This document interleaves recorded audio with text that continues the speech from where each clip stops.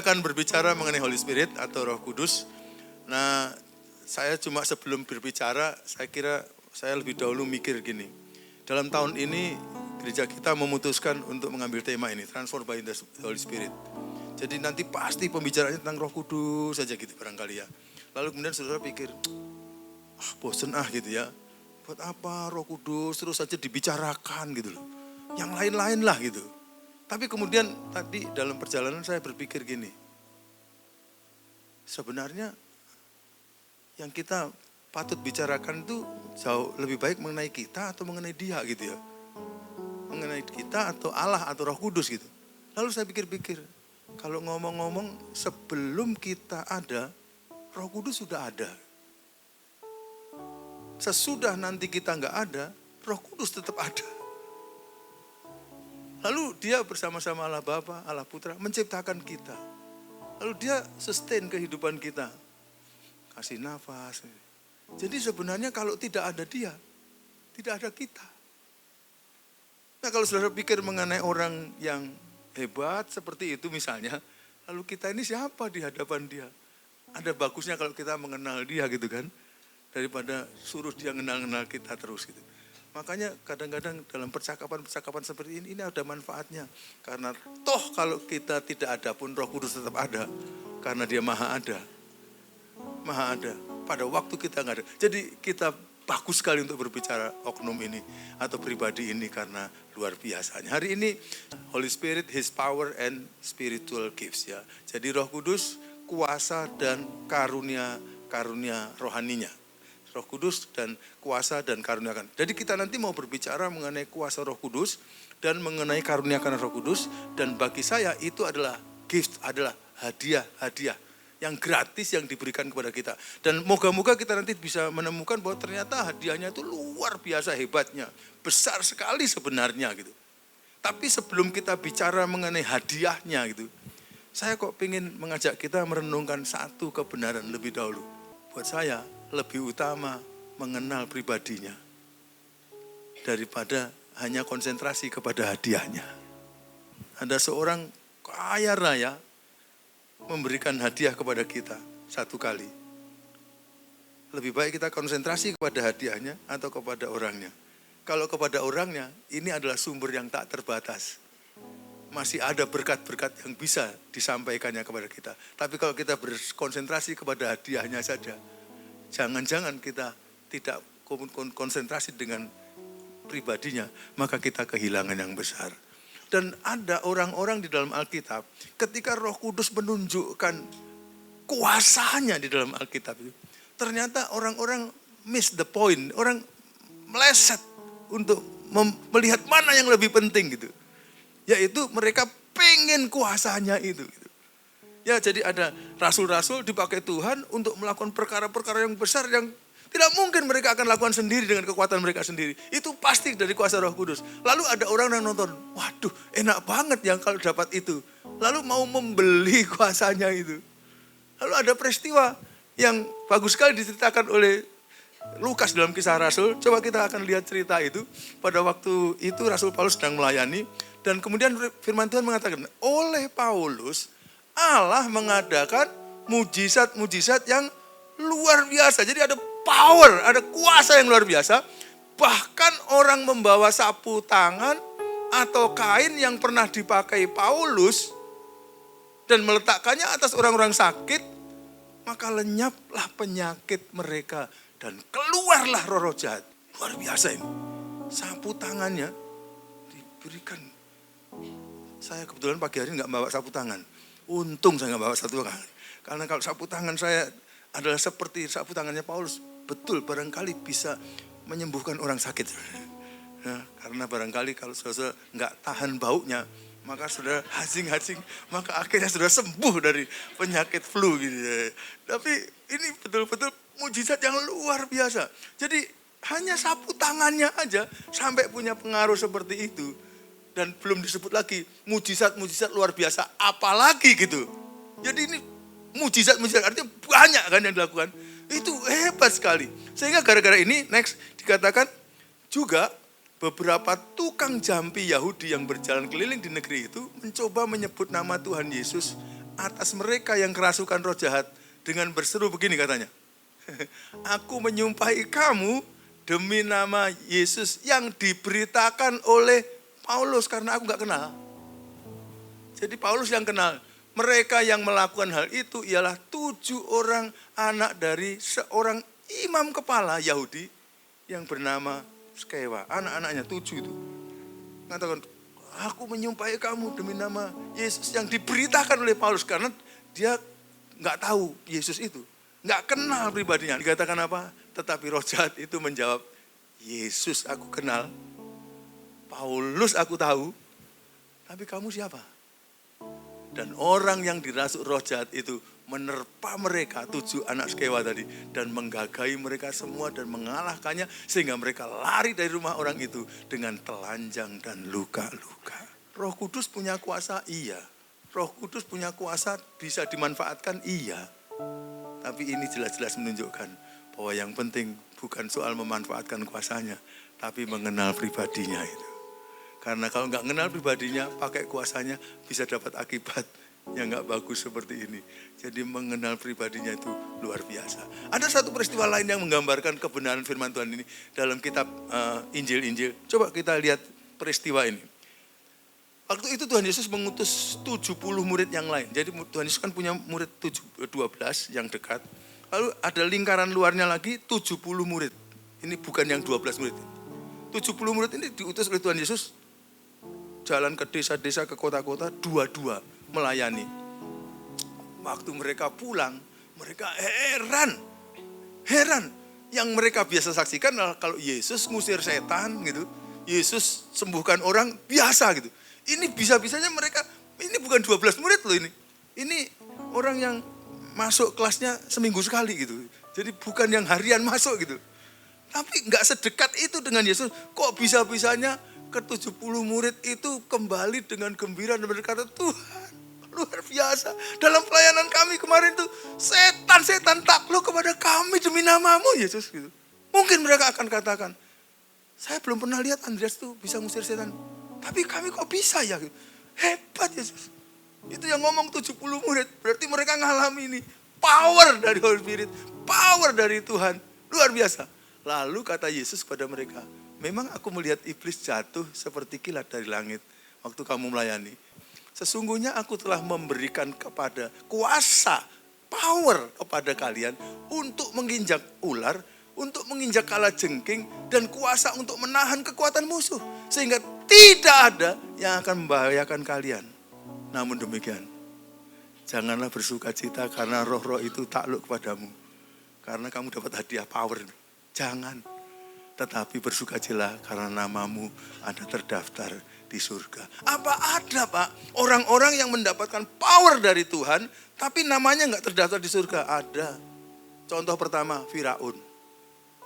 Loh, kok bisa Firaun? Iya, Firaun dipakai Tuhan untuk menjadi alatnya mengeluarkan orang-orang, membebaskan orang-orang dari Mesir. Loh, kok itu adalah alat Tuhan? Karena orang Israel pada waktu itu 430 tahun dijajah. Kita hanya dijajah 350 tahun aja. Mayoritas kita terutama mulai tahun 45 kemarin sampai generasi tahun 60-an. Minder head kompleksnya tinggi sekali. Percaya dirinya rendah sekali karena dihabisi rasa percaya diri kita oleh penjajah. Kalau 430 tahun. Dan memang yang laki-laki juga dibunuhi. Jadi yang banyak wanita-wanita. Lalu Mesir pada waktu itu adalah negara adikuasa seperti Amerika Serikat sekarang. Lalu Israel di sana seperti orang Kamboja, dia tidak ada kekuatan. Masa bisa keluar? Kalau bukan karena Tuhan yang mengeluarkan, tapi Tuhan pakai kuasanya Firaun untuk mengeluarkan mereka. Tapi Firaun tidak kenal Tuhan, sehingga kalau Firaun mati, Firaun juga tidak masuk surga. Ada lagi Raja Kores, rajanya Media Persia, memulangkan umat Tuhan ke tanah perjanjian lagi, tapi dia bukan anak Tuhan. Sehingga dia bisa dipakai Tuhan untuk menjalankan program Tuhan besar. Tapi dia tidak menikmati. Namanya tidak tercatat dalam surga. Karena itu tadi saya katakan yang lebih penting jangan cuma menikmati powernya dan gifts-nya atau karunia-karunia. Tapi pastikan kita masih punya hubungan pribadi dengan Dia. Kalau kita masih punya hubungan pribadi dengan Dia, itu berkat luar biasa. Surga sudah pasti. Tapi kalau hubungan pribadi dengan Dia nggak ada, kita bisa memanfaatkan kuasanya. Tetapi kita tidak akan menikmati surga selama-lamanya. Jangan sampai kita mengalami ayat yang ke-20 itu. Yang diperingatkan oleh Tuhan. Kamu bisa mengusir setan, kamu bisa menyembuhkan orang. Tapi waktu sampai di surga, Tuhan katakan, aku gak kenal kamu. Karena kamu gak pernah punya hubungan pribadi dengan aku. Gak pernah doa, gak pernah baca kitab suci, gak pernah menyapa aku. Ya cuma di syarat-syarat yang formal saja kamu lakukan. Tapi kalau kamu sendiri, kamu gak pernah nyapa aku. Kamu gak kenal aku. Kasihan. Kita menikmati kuasanya, tapi kita tidak menikmati hadiah yang selama-lamanya. Moga-moga poin ini begitu kita. Tapi faktanya di dalam Tuhan itu, apalagi bagi anak-anaknya, tetap saja tersedia hadiah-hadiah itu. Gitu. Jadi kalau saya katakan gini, jadi anak Tuhan, saya harus menjaga hubungan saya yang erat dengan Tuhan. Nggak boleh itu sampai putus hubungan dengan Tuhan. Walaupun dalam putus hubungan saya bisa menikmati kuasanya, bisa menikmati karunia-karunia, tapi saya harus tetap menjaga ini. Tapi kalau pokoknya kan ini sudah masuk surga, gak usah deh. Nah, yang kedua ekstrimnya, gak usah deh menikmati kuasa dan karunia-Nya. Jangan juga. Nah kalau kita sudah hidup, kita diberi sehat, padahal ada hadiah 7 triliun. Lalu kita gak nikmati, lalu kita hidup dengan sengsara terus, buat apa juga gitu. Jadi mari kita jaga hubungan dengan Tuhan. Pesan ini begitu penting. Tapi juga mari kenapa kita tidak nikmati hadiah-hadiahnya, yaitu His power and His gifts gitu. Nah kemudian firman Tuhan luar biasa menggambarkan. Kisah para Rasul adalah kitab yang menggambarkan His power, Holy Spirit power. Ya, didemonstrasikan di kisah para Rasul adalah powernya Roh Kudus itu. Sehingga luar biasa. Kenapa? Ayatnya mengatakan begini kan? Tetapi kamu akan menerima, apa saudara? Kuasa. Dan kata kuasa ini diterjemahkan dari bahasa Yunani dunamin. Dari kata dunamin itu ada kata dunamis. Ada dari kata dinamit. Nah, jadi bahan peledak. Jadi kepada kamu akan menerima bahan peledak di dalam dirimu kalau Roh Kudus turun ke atas kamu dan kamu akan menjadi saksiku, martures. Bahkan kamu akan siap mati karena bahan peledak yang dalam dirimu itu memberikan kekuatan kuasa untuk bersaksi itu sampai kuat mati di Yerusalem, di seluruh Yudea dan Samaria dan sampai ke ujung bumi. Saya jadi ingat pada masa saya kecil, saya ini kan tinggal di Kabupaten Blitar bagian timur di Kesamben. Pada masa saya kecil, bendungan Karangkates itu lagi dibangun. Dan kalau sudah naik kereta api dari Malang ke Blitar, di situ ada terowongan. Nah terowongan itu dulu gunung batu. Tapi pagi-pagi itu saya dengar, luar. Padahal kita ini jaraknya beberapa puluh kilometer.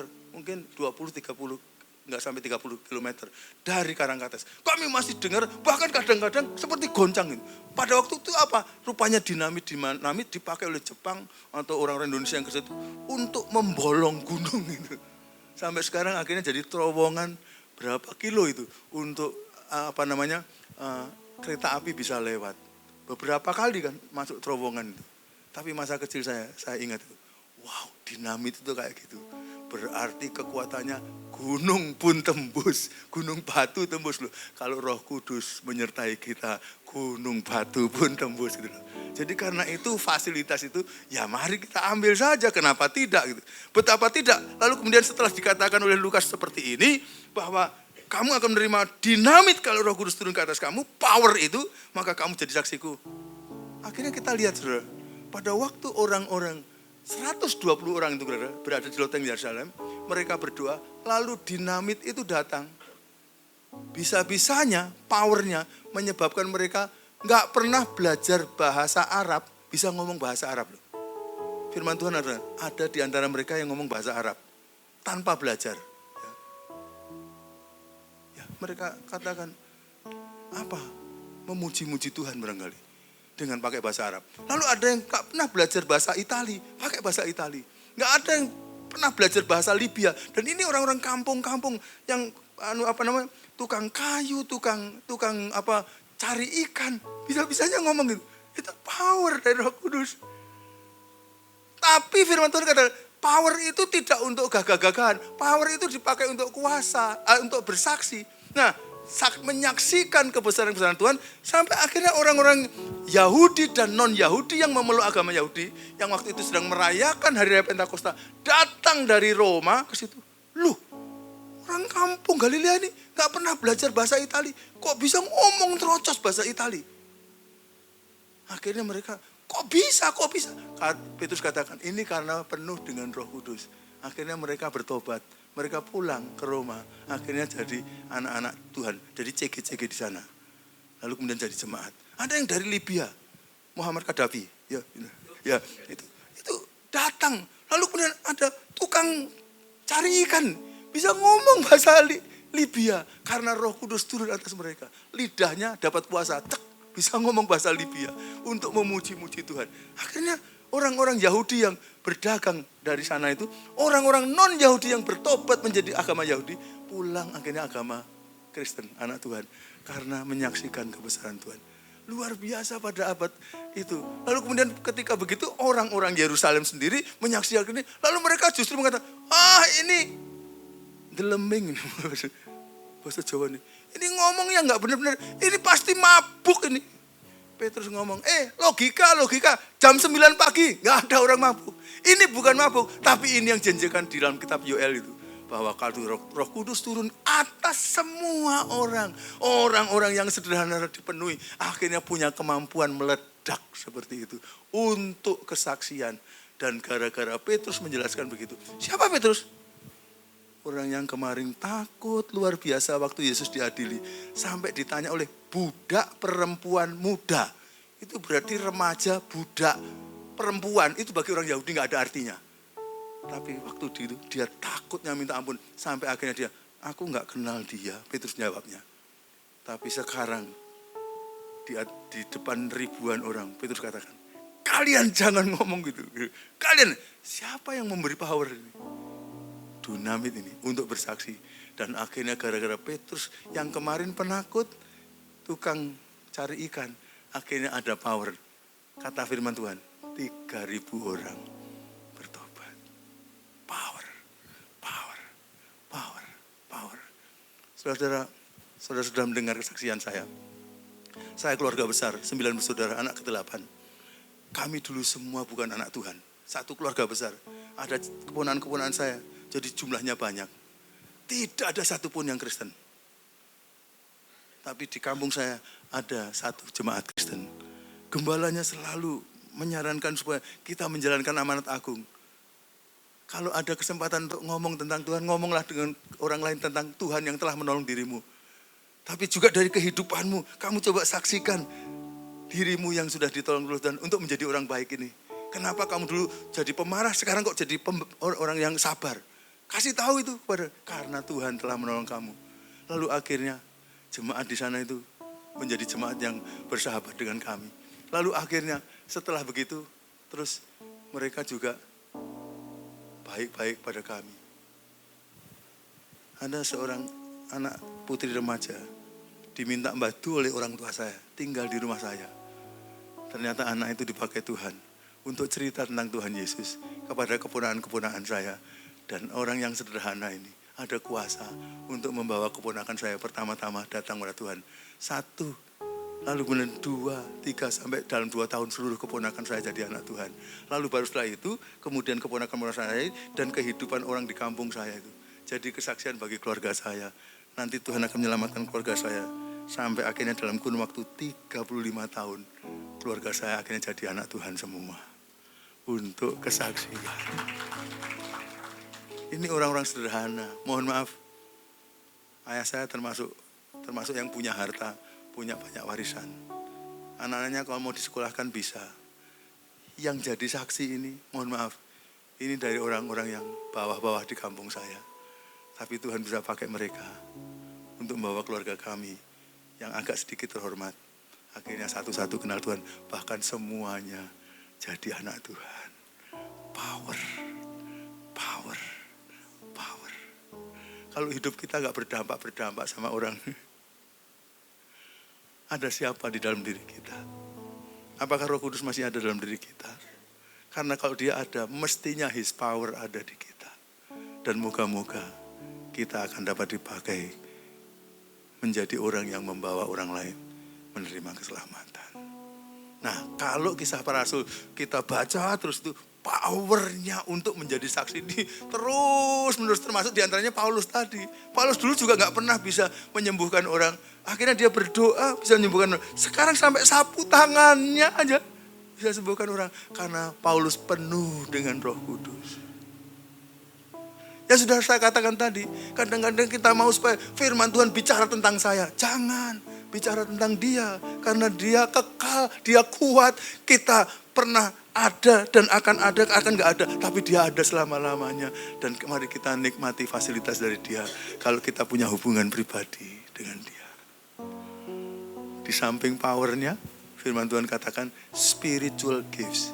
Nah, kalau spiritual gift ini didemonstrasikan dari kitab 1 Korintus pasal yang ke-12 sampai 14. Artinya itu karunia-karunia rohani dari Roh Kudus yang menyebabkan kita akan bisa dipakai oleh Tuhan untuk saling membangun dalam hubungan pribadi anak-anak Tuhan. Jadi kalau power tadi, kalau dunamis tadi adalah kuasa Roh Kudus yang dipakai untuk hubungan kita dengan orang yang belum kenal Tuhan, supaya kita menjadi saksi, lalu mereka jadi anak Tuhan gara-gara kehidupan kita melalui mulut dan perbuatan kita. Anak-anak Tuhan pada abad pertama, mereka hidupnya jadi bagus, luar biasa.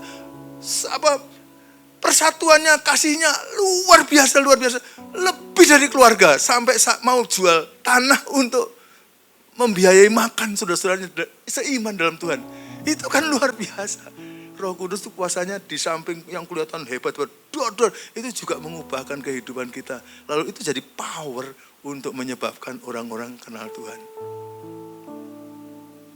Sudah tahu kenapa orang-orang belum kenal Tuhan akhirnya kenal Tuhan? Salah satunya, ibu saya pada waktu saya sudah menjadi anak Tuhan, kakak saya jadi anak Tuhan. Tapi pada kakak-kakak saya yang tua-tua belum jadi anak Tuhan, beliau belum jadi anak Tuhan. Pernah nyeletuk gini, memang kok dari dulu saya amati orang Kristen itu baik-baik dan rukun-rukun. Kesaksian orang Kristen itu powernya minta ampun. Lalu saya katakan, ini apakah hanya ibu saya yang ngomong begini? Waktu saya belajar teologi, ternyata ada seorang bapak gereja namanya Eusebius yang pernah mengatakan, beliau mengutip kata-kata orang-orang non-Kristen pada abad pertama. Mereka saling ngomong di pos Yandu, mereka saling ngomong di pos Kamling, gitu, satu dengan yang lain. Mereka sedang membicarakan orang-orang yang akhirnya menjadi anak-anak Tuhan, orang Kristen. Apa percakapan mereka? Begini bunyinya. Behold, how they love one another. Lihatlah betapa mereka saling mengasihi satu dengan yang lain. And their love overflows to us. Dan kasih mereka akhirnya sampai meluber kepada kita. Kita kecipratan kasih mereka. Gara-gara mereka dipenuhi dengan kasih Tuhan, saling mengasihi luar biasa. Ternyata apa yang terjadi di kampung saya, ternyata telah terjadi berabad-abad. Sebagai kesaksian yang powerful. Kalau anak-anak Tuhan hidup dituntun oleh Roh Kudus. Jadi orang-orang yang baik-baik. Tapi di samping itu, Roh Kudus juga memberikan spiritual gifts untuk kita dapat saling membangun satu sama lain. Saling mendorong, saling menyemangati. Sehingga kita akhirnya menjadi kerasan jadi anak-anak Tuhan. Kekeluargaan kita itu dikuatkan oleh kehadiran Roh Kudus. Bacalah nanti dalam 1 Korintus pasal 12-14. Dan di sana diterangkan apa saja yang diberikan oleh Tuhan. Mari kita lihat hadiahnya. Spiritual gifts apa saja. Kita bisa berbahasa roh. Ini satu-satunya dari 9 karunia yang didaftar di dalam 1 Korintus pasal 12. Yang berbicara mengenai bahasa roh, dipakai Roh Kudus untuk membangun diri kita. Sehingga akhirnya kita itu selalu semangat, kita selalu mau menjadi orang yang baik, mau terus-menerus menjadi seperti Tuhan Yesus. Itu bahasa roh. Jadi waktu kita menaikkan bahasa roh, kita sedang berdoa oleh Roh Kudus kepada Allah. Sehingga akhirnya kita ini akan ditolong oleh Allah untuk hidup menjadi seperti Yesus dan menikmati. Tapi semua yang lain ini adalah karunia-karunia yang diberikan Roh Kudus untuk kita saling membangun satu dengan yang lain sebagai jemaat. Contohnya apa? Menafsirkan bahasa roh. Kalau ada bahasa roh disampaikan, ditafsirkan, berarti itu nubuat. Berarti satu pesan yang bisa dimengerti oleh kita menjadi karunia yang ketiga. Ada orang yang tidak perlu pakai bahasa roh dulu untuk menyampaikan pesan pada jemaat yang menguatkan, tapi langsung pakai bahasa yang dimengerti, itu namanya bernubuat. Lalu kemudian ada karunia membedakan roh. Pada waktu ada orang-orang yang memperagakan diri seperti penuh roh, tapi sebenarnya tidak, kita bisa membedakan roh. Atau kadang-kadang ada orang yang lagi urusan sehari-hari, kayaknya dia punya hati yang bengkok-bengkok sebenarnya. Maka orang yang karunia membedakan roh, akhirnya bisa membedakan itu. Apakah karunia-karunia dimiliki oleh orang-orang tertentu? Enggak, kadang-kadang dimiliki saya, kadang-kadang dimiliki, karena ini namanya karunia, pemberian. Bisa siapa saja. Bisa saja orang-orang yang berbakat untuk lebih itu sering mendapatkan itu. Tetapi ini tidak menjadi milik kita. Selalu menjadi spiritual gift. Asalkan itu sifatnya untuk membangun. Lalu ada karunia apa? Karunia pengetahuan. Kalau karunia membedakan roh itu betul-betul dari dia. Tapi karunia pengetahuan akhirnya bisa dipakai dalam mengajar. Lalu kemudian ada karunia hikmat. Hikmat apa? Hikmat itu tahu menerapkan pengetahuan dalam hidup sehari-hari dengan bagus. Makanya ada orang yang pada waktu ujian cuma dapat 60. Tapi 60-60-nya itu waktu dipraktekkan dia dapat 60%. Jadi 100% dari 60. Tapi ada orang dapat pengetahuan, waktu ujian dapat 100. Tapi dari 100% yang dia jawab benar itu waktu di lapangan yang diterapkan cuma 20%. Itu punya pengetahuan, gak punya hikmat. Apalagi kalau waktu ujian dapat 60, waktu menerapkan cuma 10%. Nah itu kasihan itu ya. Jadi pengetahuannya gak dapat, hikmatnya gak dapat. Tapi Roh Kudus dapat memberikan kepada kita. Lalu apa? Karunia iman. Mengimani sesuatu yang tidak mungkin terjadi, bisa terjadi. Lalu karunia menyembuhkan. Ini power-power ini. Iman, menyembuhkan, dan mujizat ini. Tapi itu bisa kita mendapatkan dari Roh Kudus pada waktu kita berhubungan satu dengan lain. Dan akhirnya kita ditolong. Saya pernah ketemu dengan seorang yang pada waktu itu terus terang saja iman saya lagi lesu banget dan mendapatkan tantangan. Tapi dia mendapatkan karunia iman. Lalu dia berbicara, saya pernah mengalami begini. Rasanya saya mau simpulkan, Tuhan pasti menolong. Lalu bangkitkan iman saya. Berarti dia punya karunia iman untuk membangun saya sebagai anak-anak Tuhan. Ini kan hadiah luar biasa loh. Sebagai anak-anak Tuhan dari Roh Kudus. Karena Roh Kudus memakai saudara-saudara kita untuk menjadi berkat bagi kita. Kalau kita lagi kumpul sama mereka. Makanya yang terakhir saya katakan ini. Tujuan dari karunia-karunia rohani adalah untuk membangun diri sendiri dalam bahasa roh. Dan membangun jemaat melayani dalam kesatuan dan keserasian. Kita punya roh karunia-karunia roh yang beda-beda, tapi tidak untuk saingan, tapi untuk keserasian. Seperti pemain sepak bola. Ada yang bagian jaga gawang, yang bagian jaga gawang enggak mau nyerang ke depan. Karena iri kepada penyerang ke depan. Kenapa yang dapat sepatu emas selalu penyerang? Enggak, dia selalu jaga gawang. Tapi yang penyerang enggak akan ada di belakang. Nanti kapan mencetak gol? Yang di tengah tahu menerima umpan dari belakang bagiannya dan meneruskan yang ke depan. Tapi kalau ada kesempatan, peluang kosong, kenapa juga tidak menyerang? Kerjasamanya luar biasa. Masing-masing punya hadiahnya sendiri-sendiri, tapi bisa kerjasama satu dengan lain. Tujuannya cetak gol bersama. Nah itulah spiritual gifts yang diberikan Roh Kudus kepada kita. Yang membuat gereja mula-mula bertumbuh dengan luar biasa. Sehingga penyebarannya luar biasa hebat. Moga-moga hadiah-hadiah ini akan kita dapatkan. Baik powernya yang menyertai kita. Saudara-saudara, saya sangat rindu kalau anak remaja di kampung saya bisa dijadikan pemicu untuk satu keluarga besar. Bisa jadi anak-anak Tuhan semua. Apalagi saudara ini yang pinter-pinter. Kalau saudara mendapatkan power dari Roh Kudus itu, Tuhan bisa pakai yang lebih luar biasa. Saya kagum, bulan Desember tahun lalu, bukan tahun 2024, kami adakan reuni. Kami panggil semua yang di Kalimantan, di Bali, di mana-mana. Coba kumpul di Blitar. Ternyata yang bisa kumpul 78. Waktu kita hitung-hitung yang masih hidup berapa semuanya? Anaknya, mantunya, cucunya, cicitnya 130 sekian. Dari keluarga yang 0 anak Tuhan. Lalu kemudian yang sudah meninggal berapa? Kira-kira 20-an. Lah Tuhan, jadi ternyata kita ini 150-an sekian jiwa diselamatkan. Mula-mula pemicunya siapa? Seorang anak putri remaja, gak lulus sekolah, kerja di rumah saya. Jadi berkat power ada pada dia.